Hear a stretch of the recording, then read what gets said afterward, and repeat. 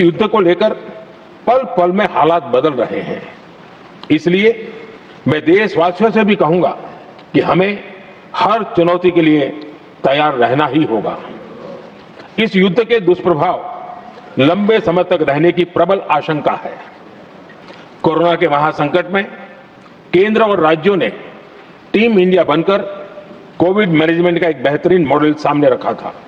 हमें उसी भावना के साथ आगे भी काम करना है। पश्चिम एशिया में चल रहे इस युद्ध को 3 सप्ताह से अधिक का समय हो चुका है। इस युद्ध ने पूरे विश्व में गंभीर ऊर्जा संकट पैदा कर दिया है। भारत के लिए भी ये स्थिति चिंताजनक है। इस युद्ध से हमारे व्यापार के रास्ते प्रभावित हो रहे हैं। इससे पेट्रोल, डीजल, गैस और फर्टिलाइजर जैसे जरूरी सामान की रूटीन सप्लाई प्रभावित हो रही है। कोई भी संकट हो, वो हमारे हौसलों और हमारे प्रयास दोनों की परीक्षा लेता है। पश्चिम एशिया में जो नुकसान हुआ है, उससे रिकवर होने में भी दुनिया को बहुत समय लगेगा। भारत पर इसका कम से कम दुष्प्रभाव हो, इसके लिए निरंतर प्रयास किए जा रहे हैं। हमारी इकोनॉमी के फंडामेंटल्स मजबूत हैं और सरकार पल पल बदलते हालात पर नजर रखे हुए है। सरकार इसके शॉर्ट टर्म, मीडियम टर्म और लॉन्ग टर्म ऐसे हर प्रभाव के लिए एक रणनीति के साथ काम कर रही है। भारत सरकार ने एक इंटर मिनिस्ट्रियल ग्रुप भी बनाया है। ये ग्रुप नियमित मिलता है और हमारे इंपोर्ट एक्सपोर्ट में आने वाली हर दिक्कत का आकलन करता है और ये ग्रुप आवश्यक समाधान पर भी निरंतर काम करता रहा है। जैसे कोरोना के समय में अलग अलग सेक्टर्स की चुनौतियों से निपटने के लिए एक्सपर्ट्स और ऑफिसर्स के एम्पावर्ड ग्रुप्स बने थे, वैसे ही कल ही ऐसे 7 नए एम्पावर्ड ग्रुप्स का भी गठन किया गया है। ये group supply chain, petrol diesel, fertiliser, gas, महंगाई ऐसे विषयों पर त्वरित और दूरगामी रणनीति के तहत कार्रवाई करने का काम करेंगे।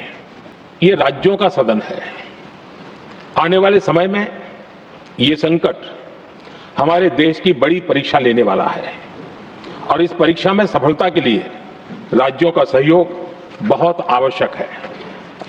कोरोना के महासंकट में केंद्र और राज्यों ने टीम इंडिया बनकर कोविड मैनेजमेंट का एक बेहतरीन मॉडल सामने रखा था।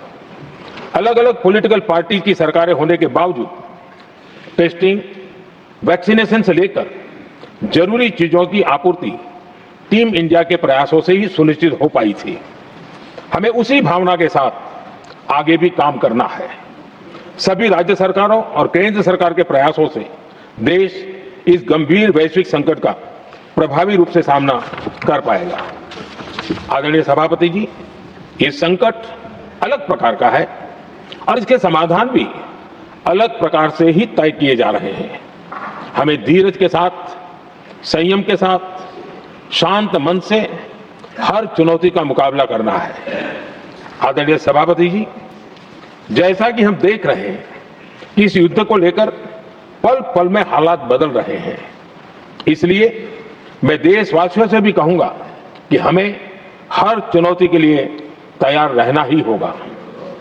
इस युद्ध के दुष्प्रभाव लंबे समय तक रहने की प्रबल आशंका है, लेकिन मैं देशवासियों को भरोसा देता हूं, सरकार सतर्क है, तत्पर है और पूरी गंभीरता से रणनीति बना रही है, हर निर्णय ले रही है। देश की जनता का हित हमारे लिए सर्वोपरि है। यही हमारी पहचान है, यही हमारी ताकत है।